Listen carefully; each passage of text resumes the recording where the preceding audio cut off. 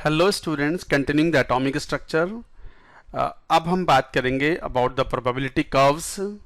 किस तरीके से radial probability distribution function changes with the radial distance r, तो ग्राफ्स कैसे होते हैं। तो हेडिंग लिखेंगे। लास्ट वीडियो लेक्चर में हमने बात की थी about the node and nodal plane और उनके फॉर्मूले पढ़े थे, और हमने एंगुलर नोड पर्टिकुलरली जो नोडल प्लेन्स हैं पासिंग थ्रू द ओरिजिन, उनकी लोकेशंस और उनको आइडेंटिफाई भी किया था in the p orbital, d orbital and s orbital. अब हम बात करेंगे प्रोबेबिलिटी कर्व्स की। तो हेडिंग लिखेंगे प्रोबेबिलिटी कर्व्स।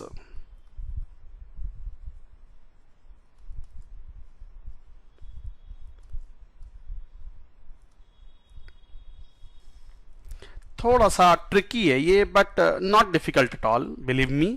बहुत आसान है, बट आप थोड़ा सा केयरफुली सारे वीडियोस को एक साथ in tandem if you will study, then you will find that there is a big connectivity, good connectivity, and you will understand all the things.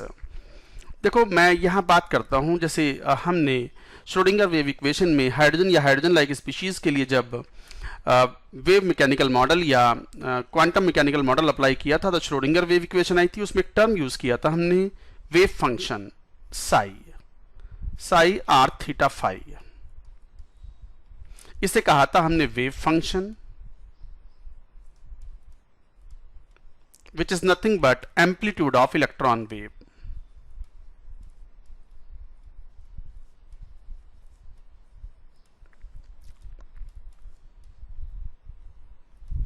और हमने ये भी देखा था कि it can be factorised into the two parts, psi r into psi theta phi. ये कहलाता था radial wave function.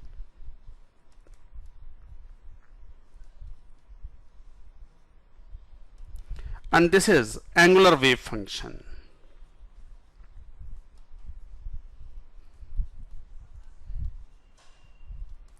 Radial wave function and angular wave function, similarly हमने इसका स्क्वायर किया था, क्योंकि फिजिकल सिग्निफिकेंस इसके स्क्वायर से ही आता है, and that tells you about the probability of finding the electron per unit volume called probability density. तो साई स्क्वायर को बोला गया था प्रोबेबिलिटी डेंसिटी। हमने ऐसे लिखा था आर थीटा फाई, ये तीनों पे डिपेंड करता है जिसे, तो will be psi r square into psi theta phi square.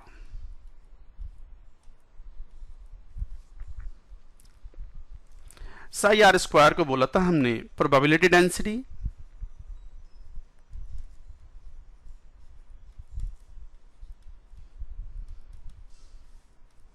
and this is called radial probability density.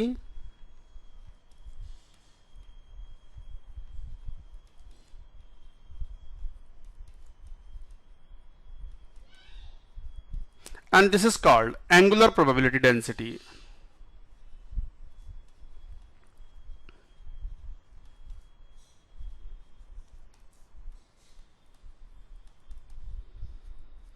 Radial probability density, angular probability density. अब यहीं पे एक टर्म डिफाइन करते हैं हम, radial probability distribution function.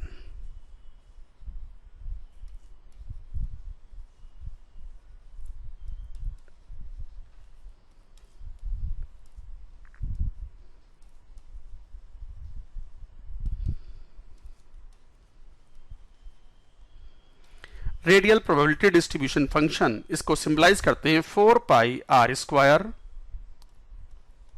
Psi r square. What is it? अच्छा, जैसे हमने कहा था कि जैसे साई आर स्क्वायर, ये क्या है? Radial probability density.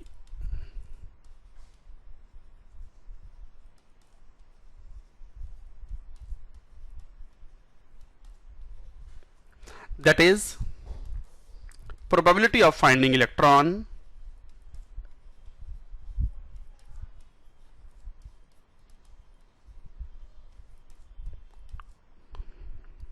per unit volume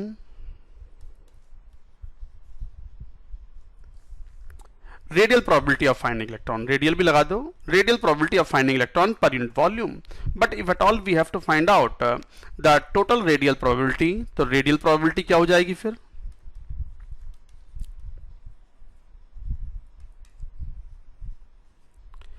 तो radial probability of finding electron will be psi r square into dv, the volume.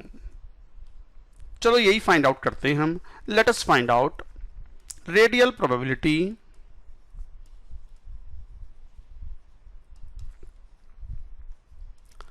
Of finding electron in a shell of thickness dr at a radial distance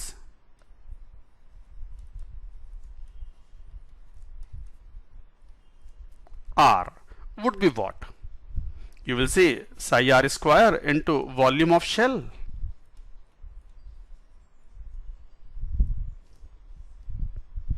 क्या बोल रहे हो आप? Radial probability of finding the electron in a shell of, shell मतलब एक hollow sphere of negligible thickness and the thickness is d r at a radial distance r is equal to psi r square into v shell. जैसे मान लो ऐसे लिया, हम radial probability find out करना चाहते हैं. ये एक स्फीयर लिया, एक और स्फीयर लिया और एक तरीके से शेल बना लिया हमने.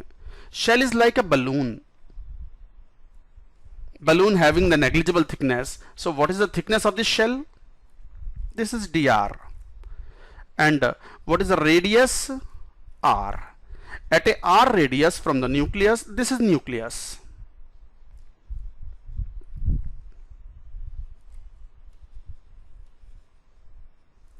तो न्यूक्लियस से r डिस्टेंस पर एक शेल लिया हमने, this shell.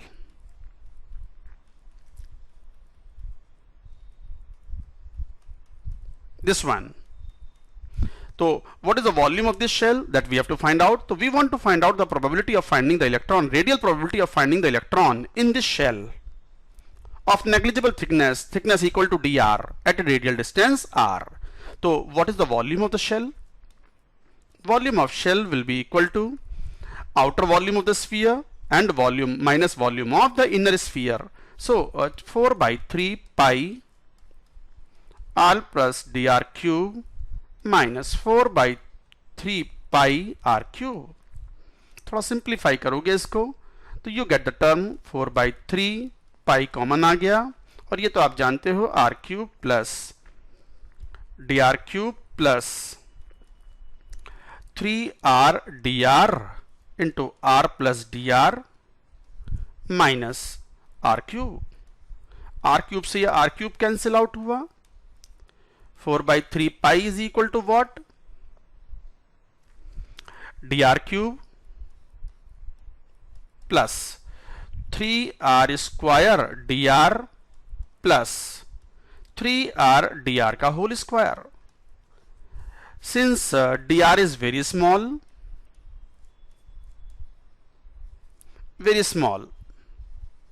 extremely small, dr is taken to be a negligible thickness.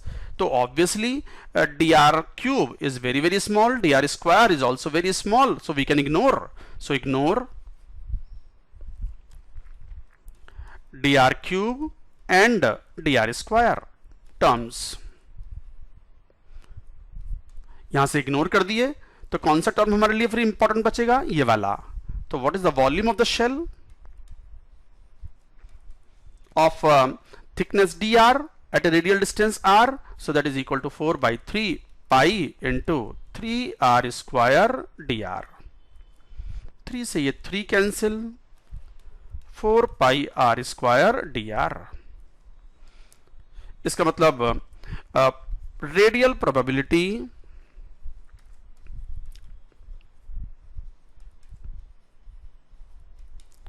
Of finding electron in a shell of thickness dr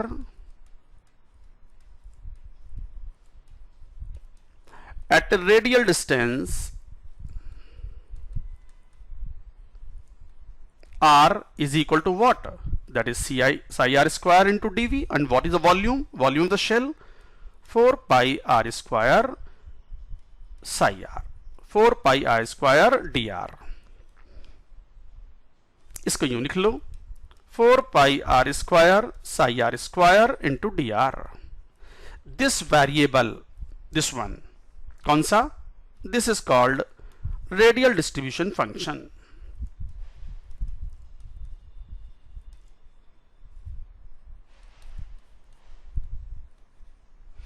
this is called radial distribution function. और अच्छे से detail में क्या बोलोगे, रेडियल प्रोबेबिलिटी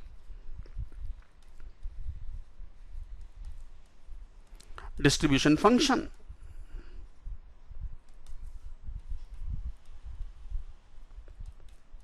एक ही बात है वो। So this is the variable. 4 pi को साथ में ले लिया, हालांकि 4 pi is a constant, but इसे साथ में ले लिया। No, d r is a constant. ये तो एक सर्टेन मिनिमम स्मॉल थिकनेस का एक शेल लिया है आपने, जिसमें you are finding the probability of the electron. So what is variable, r is a variable and psi r is also the function of r, that also will be variable. So dr is a constant, it is a constant. तो एक certain minimum thickness का मान लो 0.1 picometre का shell ले लिया हमने, तो हम हर 0.1 पिकोमीटर पर if we are able to find out this radial distribution function, we can find out the probability, radial probability of finding the electron. So this is a constant. So this function 4 pi r square psi r square is called radial distribution function, or in more detail radial probability distribution function. मुझसे कोई ये कहे कि total probability, total radial probability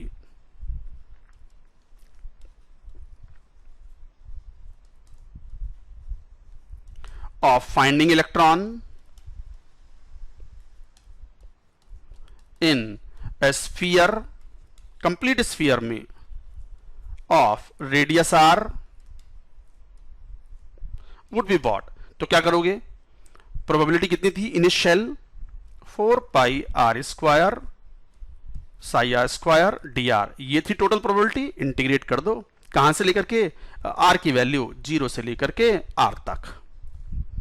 So this will give the entire probability of finding the electron in a sphere of radius r. Entire sphere में total probability of finding electron would be this, but in a shell probability of finding electron is what? This much, this value.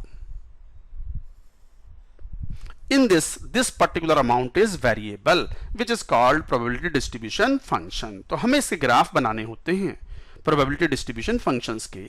तो हमें graph कौन से बनाने हैं? To draw psi r versus r, psi r square versus r, that means probability density, radial probability density, and 4 pi r square psi r square versus r. These graphs we have to plot for various orbitals.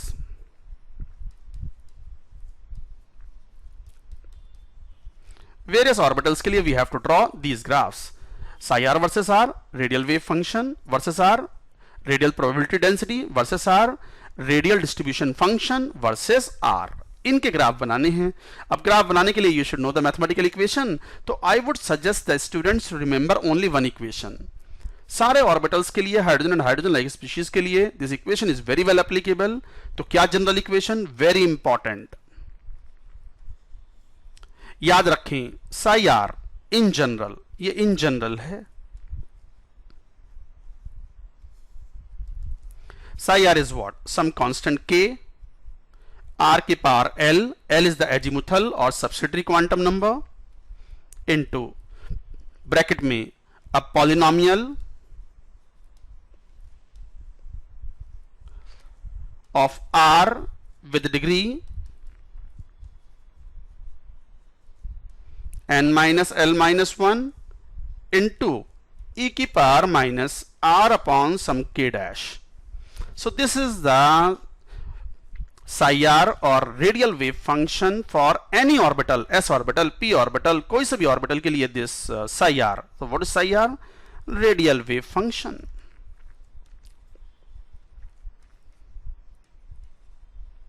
So radial wave function for any orbital can be expressed like this. So this equation, a polynomial of r with degree n minus l minus 1 into e की power minus r upon k dash. ये equation आपको graph बनाएगी। जैसे for example मान लो 1s orbital है, अगर 1s orbital है तो एक बात तो पक्की है कि l is equal to what 0, तो l की पावर 0 मतलब 1, ये वाला टर्म नहीं आएगा। साथ ही साथ रेडियल नोड्स कितने हो गए, रेडियल नोड, तो एक तरीके से इस इक्वेशन को यूं भी कह सकते हो आप, k इंटू आर की power number of radial nodes, bracket में एक पॉलिनोमियल, एक ऐसा expression with the num in r with the degree n minus l minus 1, that means with the degree number of radial nodes into e की power minus r upon k dash. तो this is radial node. Radial node for this is n1 l0 minus 1 0. इसका मतलब यहाँ कोई expression है ही नहीं। A polynomial of r with degree n minus l minus 1 मतलब कुछ नहीं है, we can take it 1 into e की power minus r upon k dash. तो बताओ फिर साई आर का एक्सप्रेशन क्या होगा, सम कांस्टेंट के, ये वाला टर्म क्या बन चुका है अब 1, ये भी टर्म क्या बन गया 1, है ही नहीं ये टर्म, तो फिर क्या बोल दें ई की power minus r upon k dash. तो ये मैंने बना के दिखाया expression of psi r versus 1s orbital. So like that we can say for hydrogen and hydrogen like species. चलिए और भी ऑर्बिटल्स के लिए अभी एक्सप्रेशन लिखते हैं। तो वापस से एक्सप्रेशन जनरल लिखेंगे एक बार। क्या था general expression, psi r is equal to k r की power l a polynomial of r with degree n minus l minus 1 e की power minus r upon k dash. ये था एक्सप्रेशन। तो हमने अभी दोबारा से मैं बता देता हूं, 1s के लिए हमने क्या फाइंड आउट किया था, psi r is equal to k r की पावर एल, एल की वैल्यू 0 हो गई थी, तो ई की power minus r upon k dash. So like that you find out the expression. अच्छा, जैसे मान लो 2s के लिए अगर मुझे एक्सप्रेशन फाइंड आउट करना हो, तो again psi r would be equal to what, r की पावर 1, अगेन आर की पावर 0, अगेन 1 हो गया, बट इस बार polynomial of the r with the degree n minus l minus 1, तो l माइनस एल माइनस 1 मतलब नंबर ऑफ रेडियल नोड्स कितने हैं इस बार 1 हैं। तो एक्सप्रेशन इस बार आएगा इस ब्रैकेट में जैसे सम k डैश या k double dash minus r into e की power minus r upon k double dash कर दो। ये कॉन्स्टेंट तो हम अपने हिसाब से मॉड्यूलेट कर लेते हैं। मुझे 3s के लिए मान लो एक्सप्रेशन लिखना हो, तो बताओ कैसा आएगा, k r की पावर l, l की वैल्यू 0 है अगेन s ऑर्बिटल के लिए, तो ये एक्सप्रेशन तो आएगा नहीं, मगर इस बार कौन से सेकंड डिग्री का एक्सप्रेशन होगा, सेकंड डिग्री का एक्सप्रेशन मतलब something like which will have the 2 nodes और which will have the 2 roots of the equation. So will be something like k dash minus some k double dash r plus some k square, कुछ इस type का, मतलब जिसके 2 roots आए, 2 real roots आए, ई की power minus r upon के triple dash. ये सब तो कॉन्स्टेंट्स हैं। जैसे मान लो 2p के लिए हमें लिखना हो, तो आप कैसे लिखोगे, psi r is equal to, देखो एक्सप्रेशन, इस बार p के लिए l की वैल्यू कितनी है 1, तो k इंटू आर की पावर 1, तो k इंटू आर, इस बार r का एक्सप्रेशन आ गया, और n माइनस एल माइनस 1 0 है, तो यहां एक्सप्रेशन आएगा ही नहीं, तो e की power minus r upon k double k dash. अच्छा 3p के लिए लिख लें, तो कैसे लिखते, psi r is equal to k r, एक बार अब इसमें एक लीनियर इक्वेशन जरूर आती, तो दैट वुड बी सम के डैश माइनस आर ई की power minus r upon k double dash. शायद आप समझ गए। एक बार मैं 3D के लिए और बता दूं, तो how to write for 3D, psi r is equal to k r square, number of radial nodes इस बार कितने हैं 0, तो वापस पॉलिनोमियल तो आएगा नहीं, ई की power minus r upon k dash. मुझे मान लो 4D के लिए लिखना होता, तो again I can write 4D का एक्सप्रेशन बिल्कुल वैसा ही होगा जैसे 3p का होगा, बट अंतर इतना होगा कि r की पावर कितना होगा 2, और पॉलिनोमियल सिंगल डिग्री का होगा, like this k minus k dash minus r। अच्छा, ये k डैश और ये k dash need not be same, they will change depending upon the principal quantum number and other variables. So e की power minus r upon k double dash. So like that you can find out the expression and accordingly you can draw the graph. चलिए मैं graph बना के दिखाता हूं। Graphs for 1s। तो जरा psi R का फॉर हाइड्रोजन एटम की बात कर रहे हैं, तो साई आर कितना आ गया था, के ई की power minus r upon k dash. This is the expression. Actually expression ऐसा होता है, इनफैक्ट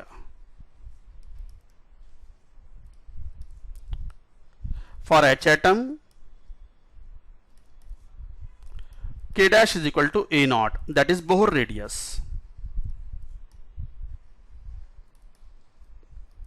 बोहर रेडियस जिसकी वैल्यू होती है h square upon 4 pi square m k e square, जिसकी वैल्यू 0.529 एंगस्ट्रॉम होती है।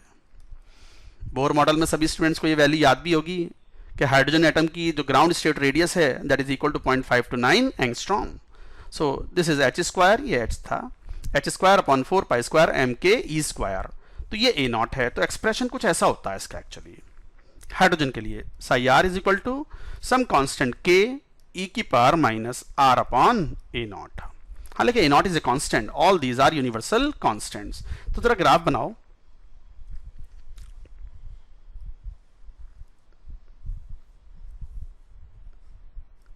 चलो साई आर वर्सेस आर बनाएं। देखो psi r versus r, exponential decay, r की वैल्यू 0 रख दो तो ये वाला टर्म क्या हो गया, तो ये कहलाता है एक्सपोनेंशियल टर्म। एक्सपोनेंशियल टर्म की मैक्सिमम वैल्यू क्या होगी इसकी, 1। कब होगी, जब आर इज इक्वल टू 0। तो psi r is equal to k, तो ग्राफ कहीं यहां से स्टार्ट हुआ and it is exponential decay, it is not a linear variation, it is an exponential decay. So graph would be like this, very drastically it will decrease. No, it will not cut anywhere in the horizontal or r axis. Similarly अगर मुझे Sai r square का graph बनाना हुआ तो psi r square भी कौन सी बड़ी बात है, स्क्वायर कर देंगे तो सम कांस्टेंट के, हालांकि के स्क्वायर इज अनदर कांस्टेंट, के ही बोल दो, हम कांस्टेंट को सिग्निफाई कर रहे हैं यहां पर, उनकी वैल्यूज को नहीं देख रहे, ई की power minus 2r upon a not. वापस ग्राफ आर के साथ कैसा होगा, वही एक्सपोनेंशियल डिके, थोड़ा और शार्पर डिके होगा क्योंकि स्क्वायर किया है, और ये कांस्टेंट इसके बराबर था, यहां कुछ के था, इसको चलो के डैश बोल दो, तो ये के डैश हो गया। Again exponential decay, psi r square versus r, but now we have to draw कौन सा graph, 4 pi r square psi r square versus r. What was it, क्या था, इसको क्या बोला था, बताओ क्या बोला था, अभी थोड़ी देर पहले बात की थी हमने, radial distribution function which helps you to calculate the radial probability of finding the electron in a shell of thickness dr. तो रेडियल डिस्ट्रीब्यूशन फंक्शन एक तरीके से रेडियल प्रोबेबिलिटी को ही शो करता है। तो इसका ग्राफ अगर एक बार देखें तो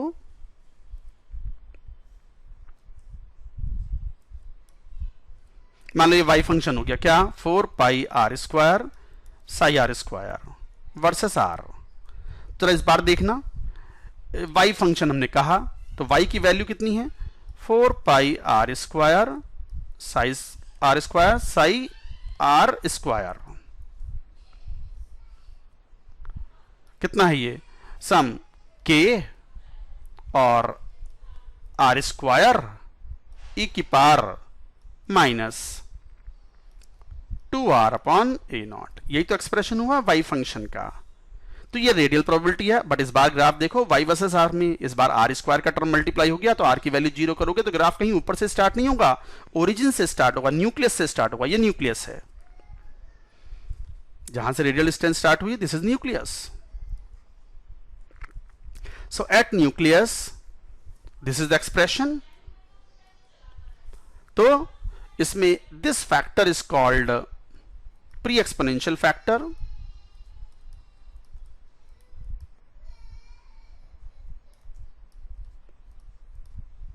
and this is exponential term. तो r square y is equal to k x square.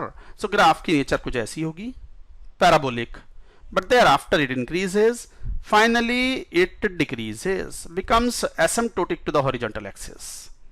So this peak represents what?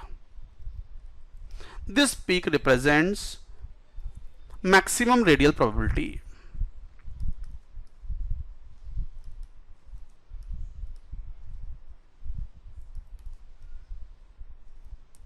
Maximum radial probability ये हाइड्रोजन एटम के लिए था फॉर H एटम 1s के लिए, और in fact you can find out this distance. तो यहां से यहां तक की जो डिस्टेंस है this we can find out. क्या करें, इस y को का मैक्सिमम फाइंड आउट करना है, तो रेडियल डिस्ट्रीब्यूशन फंक्शन का मैक्सिमम फाइंड आउट करना है, तो उसका first differential should be equal to 0. वैसे तो ये वैल्यू पता है कितनी आनी चाहिए, ये आप ही बताओ. where the maximum probability of finding the electron in the hydrogen atom पर तो Bohr model was very well applicable, और ये डिस्टेंस कितनी आई थी 0.5 to 9 angstrom. That means electron के maximum probability of finding the electron is at a distance of 0.5 to 9 angstrom, which is equal to a naught. ये Bohr के conclusions थे, but Bohr model was failed because of the Heisenberg's uncertainty principle. But हमें आज भी मालूम है कि Bohr ने बहुत अच्छे से एक्सप्लेन किया था स्पेक्ट्रम ऑफ एटॉमिक हाइड्रोजन. तो इसका मतलब जो बोहर का रिजल्ट था 0.5 to 9 वही यहां क्वांटम मैकेनिक्स से भी आना चाहिए. तो let us find out from the quantum mechanics. तो for maximum probability radial probability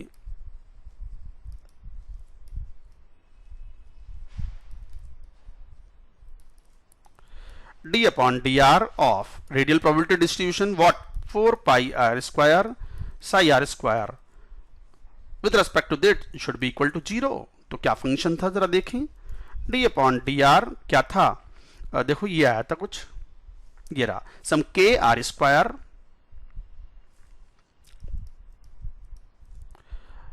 e की power minus 2r upon a nought is equal to 0.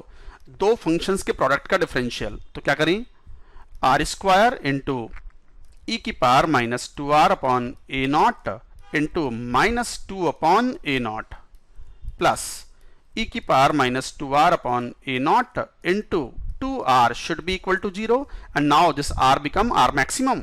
इसको r max भी बोल सकते हैं. ये टर्म यहां से हट गए, एक r से ये r भी हट गया, r तो 0 होना नहीं है. तो फिर ये टर्म क्या बन गया, minus 2r upon a nought is equal to 2 minus 2. 2 से 2 cancel. So what is r max? So this becomes r max. What is r max? It is not the maximum radial distance. It is the distance from the nucleus at which the probability of finding electron is maximum, which is equal to this much, h square upon 4 pi square m k e square, which is equal to 0.5 to 9 angstrom. What is this r max? R max is the distance from nucleus where probability of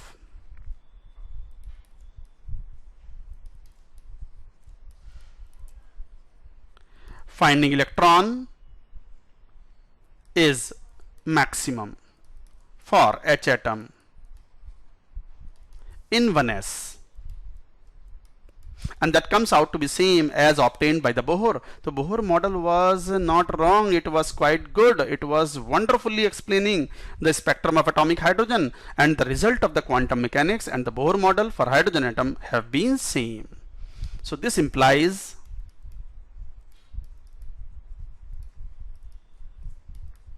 that results of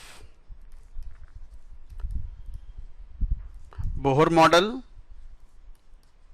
for H atom and outcome of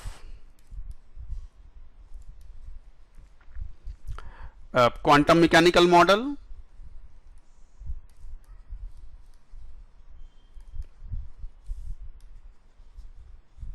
are same. So Bohr model was pretty well for, तो इसका मतलब Bohr model was pretty good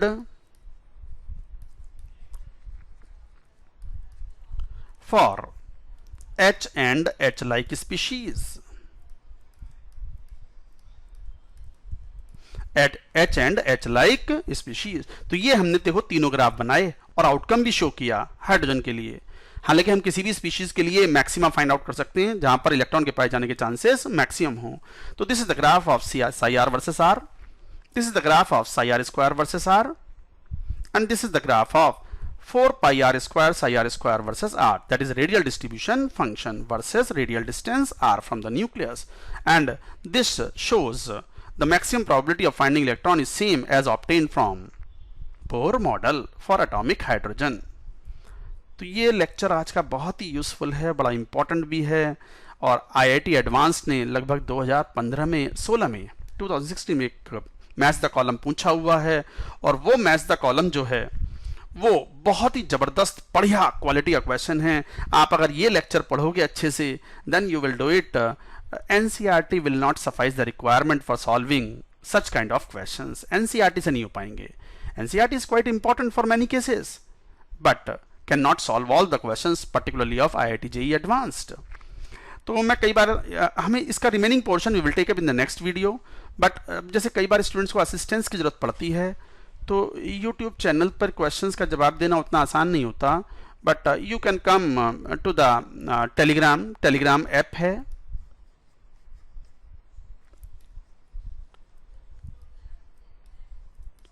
Telegram app पे आप मुझे connect कर सकते हो। Connect